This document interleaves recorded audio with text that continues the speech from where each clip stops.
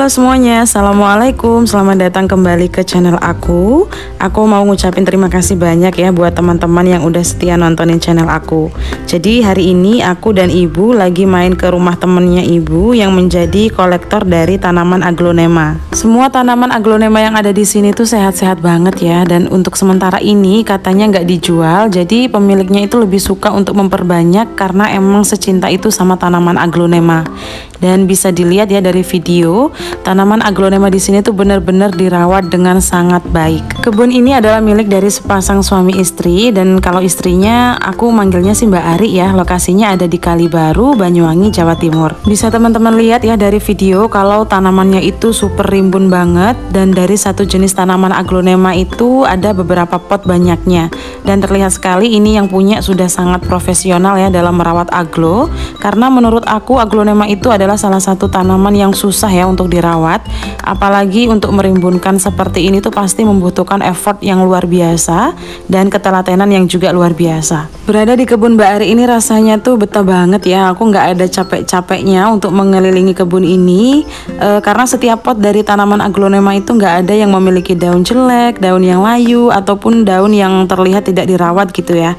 Jadi semuanya terlihat sangat bagus dan sehat. Setelah bertanya tips atau cara merawat aglonema dari pemilik kebun ini, aku merangkum beberapa informasi penting nih yang barangkali bisa bermanfaat untuk teman-teman para pecinta aglonema. Tips yang pertama agar kita bisa memiliki tanaman aglonema yang sehat dan rimbun seperti ini adalah kita harus menempatkan tanaman aglonema di tempat yang terpapar sinar matahari yang cukup. Di kebun Mbak Ari ini semua tanamannya itu mendapatkan sinar matahari langsung, tapi di atas atap kebunnya tetap diberi jaring penahan sinar matahari, tapi hanya satu layer. Sedangkan di rumah ibuku itu jaring penahan sinar mataharinya ada dua. Jadi menurut Mbak Ari dan suaminya, tanaman aglonema di rumah ibu itu kurang terpapar sinar matahari dan perlu untuk sering-sering diberikan sinar matahari yang cukup agar lebih cepat pertumbuhannya. Berdasarkan informasi yang aku baca juga, aglonema itu tak akan bertahan hidup lama kalau berada di suhu rendah atau di bawah suhu 16 derajat Celcius.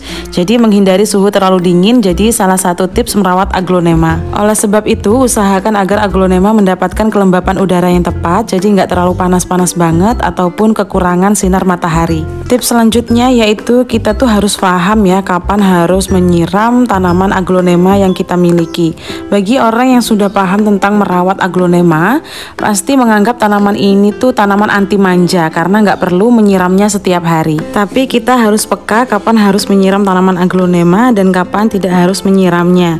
Terutama kita harus perhatikan cuaca di daerah masing-masing. Tips selanjutnya yang aku dapat dari Mbak Ari yaitu kita harus memperhatikan pupuk dari tanaman aglonema agar bisa tumbuh sehat dan rimbun. Pupuk itu ibarat vitamin bagi tanaman ya. Pastikan kebutuhan vitamin aglonema kita tercukupi. Kita bisa menggunakan pupuk alami seperti pupuk kompos untuk tanaman aglonema kita. Kendati demikian, kita juga perlu menghindari pemberian pupuk berlebih karena dapat mengganggu proses pertumbuhannya. Teman-teman bisa lihat sendiri ya di video ini ada deretan aglonema harlequin yang tumbuhnya itu sehat banget, dan aku pernah memiliki pengalaman memelihara tanaman harlequin tapi gagal ya. Makanya aku salut banget ya sama pemeliharaan dari pemilik kebun ini karena semua tanamannya itu tumbuhnya optimal. Tips selanjutnya yaitu kita harus menggunakan media tanam yang baik. Kita juga harus lakukan pengecekan rutin terhadap kualitas dari media tanam.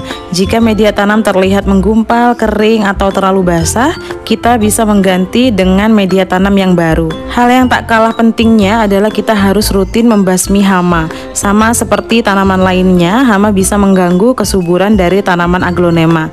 Untuk itu, kita perlu memastikan kondisi daun dan batang aglonema terbebas dari hama. Misalnya aja seperti kutu sisik, kutu putih, tungau, hingga ulat. Kita bisa secara rutin menyemprotkan sedikit pestisida untuk membasmi hama yang bisa merusak aglonema kita. Walaupun sekarang tanaman aglonema memang sedang tidak berada di puncak kepopuleran seperti saat pandemi, tapi bagi para pecinta aglonema, memelihara tanaman ini pasti ada kebahagiaan tersendiri ya.